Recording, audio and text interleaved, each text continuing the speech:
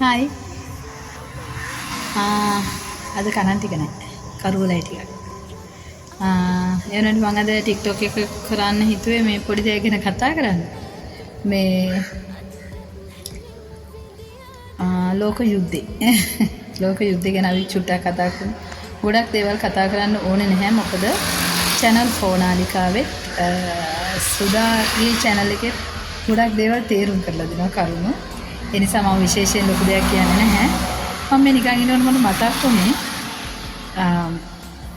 වෙන ආණ්ඩුවක් වෙන ජනාධිපති කෙනෙක් ආණ්ඩුව කරා නම් මේ වෙද්දි අරයෙන් පළවෙනි මිසයිලේ වදිනකොට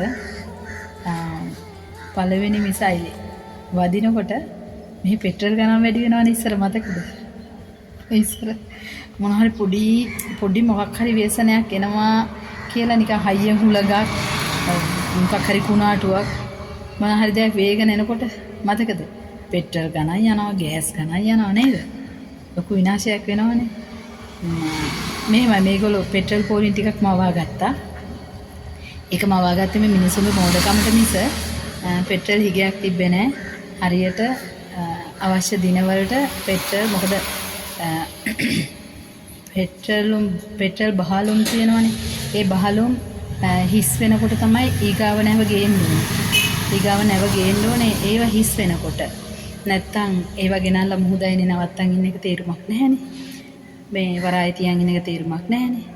අරව හිස් වේගන එනකොට තමයි අනිත් ඒවා ගෙනල්ලා ඒක පුරවන්න ඕනේ. ඉතින් අපිට ලොකු සීමා සහිත බොහොම පොඩි ප්‍රමාණයක් මේ පෙට්‍රල් බහලුම් තියෙන්නේ. එතකොට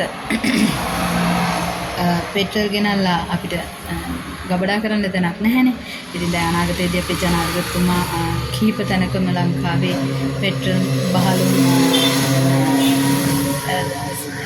හදනවා කියලා පොරොන්දුවක් වෙලා තියෙනවා. ඉතින් ඒ අනුව ඒවා කරයි. මොකද මේ ආණ්ඩුවේ කියපු කිසි දෙයක් නොකර ඉඳලා නැහැ. හැමදේම කරනවා. මොකද ඒක අපි දන්නවා. අපේ ඇස් වලට පේනවා. ඉතින් අර බයියෝ කියන අර බේරේ වෙවෙන ආපු කට්ටියට ඕක පේන්නේ නැහැ.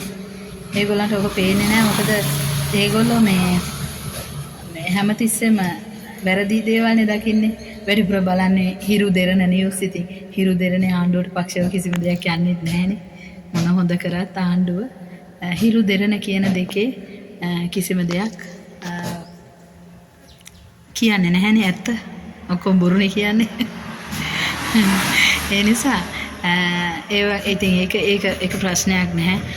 අපි දන්නවා ජනාධිපතිතුමා මේ වෙද්දි මේ අවුරුද්දයි මාස ගානේදී කරලා තියෙන දේවල් රටට ඒ තියෙන මානුෂ්‍යකම, ඒ තියෙන සමාජ පිළිගැනීම ඒක අපිට හරි ආඩම්බරයක්. මන්නම් ගහපු කතිරේ ගැන මම සතුටු වෙනවා.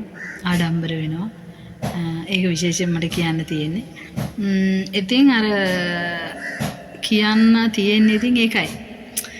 මේ වෙද්දි කොච්චරක් දේවල් වලින් ගසා කාලා තියෙයිද පිටරට යුද්ධය අල්ලගෙන වෙන ආණ්ඩුවක් තිබුණා නම්. සන්තෝෂයි අපේ ජනාධිපතිතුමා ගැන. අර බේරගත්තු නැව් දෙකේ කට්ටිය ඒ මිනිස්සුන්ට සලකන විදිහ, ඒ තියෙන මනුස්සකම, ඒ තියෙන නිහතමානීකම, ඒ ගැන ගොඩාක් සතුටුයි. ඇත්තටම මේ පාර අපි කතිරේ ගහලා වැරද්දක් කරේ නෑ. රටටත් ජාතියටත් අපේ අනාගත දරු පරපුරටත් වටිනා දෙයක්, වටිනා රටක්, වටිනා නායකයෙක් ගේන්න අපි දායක වුණා කියලා මාරම සතුටක් තියෙන. ඇත්තටම සතුටුයි. ඉතින් ගිහින් එන්න තව වීඩියෝ එකක් අරගෙන ආයෙත් ඔයගොල්ලෝ බලන්න එනවා. Thank you. ගිහින් එන්න bye.